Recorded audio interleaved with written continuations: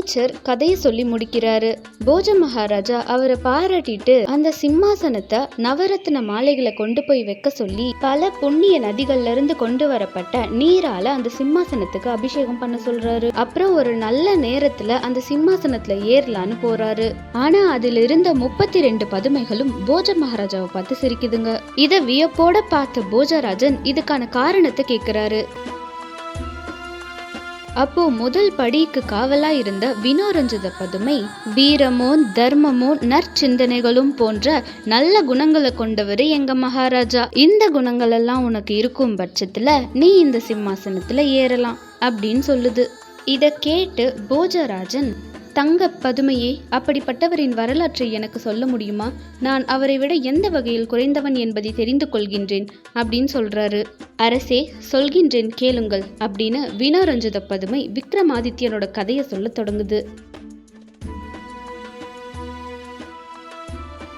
முன்னொரு காலத்துல நந்தியாபுரம் அப்படின்ற கிராமம் இருந்துச்சு. அந்த கிராமத்துல எல்லா வேதங்களையும் கற்று தேர்ந்த சந்திரவர்ணன் அப்படின்ற ஒரு அந்தனர் இருந்தாரு. அவர் எவ்வளவு கற்றாலும் அவருக்கு கற்கும் ஆர்வம் குறையவே இல்லை. அதனால ஒரு நல்ல குருவை தேடி அலையறாரு. ஒரு சமயம் ரொம்ப சோர்வானதுனால அங்க இருந்த ஒரு அரச மரத்து அடியில படுத்து உறங்குறாரு. அவர் கண் விழிச்சு பார்க்கும்போது அவருக்கு முன்னாடி ஒரு பிரம்ம ராட்சதன் நின்னுட்டு இருக்காரு. அந்த பிரம்ம ராட்சதன் சந்திரவர்ணனை பார்த்து, நான் கேட்கும் கேள்விக்கு நீ சரியா பதில் சொல்லலனா உன்னை அப்படியே முழுங்கி சாப்பிட்டுருவன்னு சொல்றாரு. ஆனா சந்திரவர்ணன் தான் எல்லா வேதங்களையும் கற்று தேர்ந்தவராச்சே, அதனால அவர் கேட்கிற கேள்விக்கு எல்லாத்துக்கும் சரியான பதில சொல்றாரு.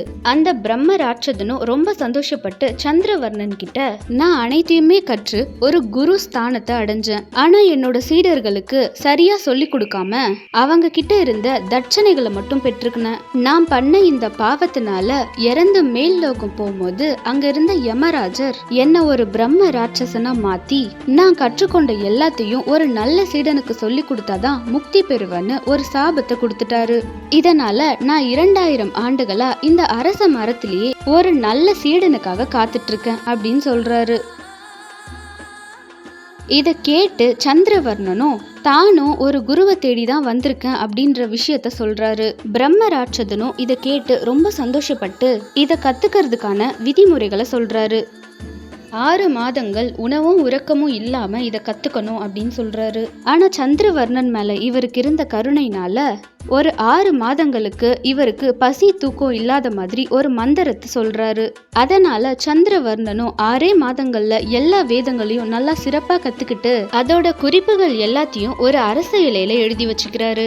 எல்லாத்தையும் 6 மாதங்கள்ல கத்து கொடுத்ததுக்கு அப்புறமா பிரம்ம ராட்சதனும் மோட்சம் அடைஞ்சு போயிடுறாரு. சந்திரவர்ணனும் அந்த குறிப்புகள் எல்லாத்தையும் எடுத்துட்டு பக்கத்துல இருந்த கன்னியாபுரி அப்படின்ற ஊருக்கு வராரு. 6 மாதங்கள் உணவும் உறக்கமும் இல்லாம ரொம்ப சோர்வால அங்க இருந்த ஒரு வீட்டு திண்ணையிலே படுத்து உறங்கிடுறாரு. அந்த வீட்டுல இருந்த தாசி அலங்காரவல்லின்ற பொண்ணு சந்திரவர்ணனை எவ்வளவு எழுப்பினாலும் அவர் எந்திரிக்கவே இல்லை. அந்த பொண்ணு சந்திரவர்ணனுக்கு வைத்தியம் செஞ்சு அவரை நல்லா பாத்துக்கிறா. சில வாரங்களுக்கு பிறகு சந்திரவர்ணன் குணமடைஞ்சு அவரோட ஊருக்கு போறேன்னு சொல்றாரு. ஆனா அலங்காரவல்லிக்கு இவ்வளவு நாளா அவரை பாத்துக்கிட்டதுனால அவர் மேல ஒரு காதல் வந்துருச்சு. அதனால அவர் ஊருக்கு போக விடாம தடுக்கிறா. சந்திரவர்ணன் தான் ஒரு பிராமணன், வேற பெண்ணை திருமணம் செஞ்சுக்க முடியாதுன்னு எவ்வளவு சொன்னாலும் அவ கேட்கவே இல்லை. இந்த பிரச்சனை அங்க இருந்த அரசாங்கம் வரைக்கும் போயிடுச்சு. அரசர் இந்த பிரச்சனைக்கான தீர்வை ராஜகுரு கிட்ட கேக்குறாரு. ராஜகுரு, அரசே, ஒரு பிராமணன் வேற பெண்ணை திருமணம் செஞ்சுக்கணும்னா 4 வேற வேற வகுப்பு பெண்களை திருமணம் செஞ்சாகணும்னு சொல்றாரு. இதனால அரசரும் முதல் பெண்ணா அரச குருவோட பெண்ணும், 2வது அரசருடைய பெண்ணும், 3வது செட்டியனுடைய பெண்ணும், 4வது தாசி பெண்ணான அலங்காரவல்லியும் திருமணம் செஞ்சு வைக்கிறாரு. இந்த 4 மனைவிகளுக்கும் ஒரு ஆண் குழந்தை பிறக்குது. முதல் மனைவி கல்யாணியுடைய மகன் வல்லவரிஷி, 2வது அரசகுமாரியான சித்திரரேகையின் மகன் விக்ரமாதித்யன், 3வது செட்டியனின் மகளான கோமலாங்கியின் மகன் பட்டி, 4வது அலங்காரவல்லியின் மகன் பத்திரகிரி. அரசர் வயதான காலத்துல சந்திரவர்ணன் கிட்ட ஆட்சி பொறுப்பை கொடுக்கறாரு. சந்திரவர்ணனும் நல்லா சிறப்பா ஆட்சி செய்யறாரு. 4 ராஜகுமாரர்களும் நல்லா வளர்ந்துடுறாங்க. சந்திரவர்ணன் அவரோட மகன்கள் எல்லாரையும் கூப்பிட்டு, பத்திரகிரியின் தாயை திருமணம் செஞ்சுக்கிட்டதுனாலதான் உங்க மூவரின் தாயையும் நான் திருமணம் செஞ்சுக்கிட்டேன். அதனால ஆட்சி பொறுப்பை பத்திரகிரி கிட்ட கொடுக்கறது தான் நியாயமான விஷயம் சொல்றாரு.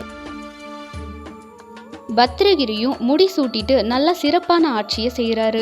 ஒரு சமயம் முனிவர் சாந்த யோகி அவர் தவத்தினால கிடைச்ச ஞான கனிய அரசர் பத்திரகிரி கிட்ட எடுத்துட்டு வந்து கொடுக்கறாரு. அரசே, இந்த பழத்தை சாப்பிட்டா இறப்பு வர வரைக்கும் இளமையாவே இருக்கலாம் அப்படின்னு சொல்றாரு. பத்திரகிரியும் அந்த பழத்தை அவரோட அன்பு மனைவியான மோகனா கிட்ட எடுத்துட்டு போய் கொடுக்கறாரு. ராணி மோகனாக்கு குதிரைக்காரனோட ஒரு கள்ள தொடர்பு இருக்கும். அதனால அந்த பழத்தை குதிரைக்காரன் கிட்ட கொடுத்துருவாங்க. அந்த குதிரைக்காரன் அந்த பழத்தை அவனோட மனைவி கிட்ட கொடுத்துருவான். அந்த மனைவி அதிக பக்தி கொண்டதுனால அந்த பழத்தை முனிவர் சாந்த யோகி கிட்டே கொண்டு வந்து கொடுக்கறா. திரும்பவும் இந்த பழம் அவர் கையிலே வந்ததை நினைச்சு அவர் ரொம்ப வியப்போட அரசர்கிட்ட எடுத்துட்டு வந்து கொடுக்கறாரு. இதை தீர விசாரிக்கும் போதுதான் ராணியின் நடத்தை தவறானதுன்னு தெரிய வருது. இதனால ரொம்ப மனம் வருந்தி அரசர் பத்திரகிரி அவரோட ஆட்சி பொறுப்பை அரசகுமாரியோட மகனான விக்ரமாதித்யனுக்கு கொடுத்துட்டு பட்டிய அவருக்கு அமைச்சரா நியமிச்சுட்டு துறவரம் போயிடுறாரு.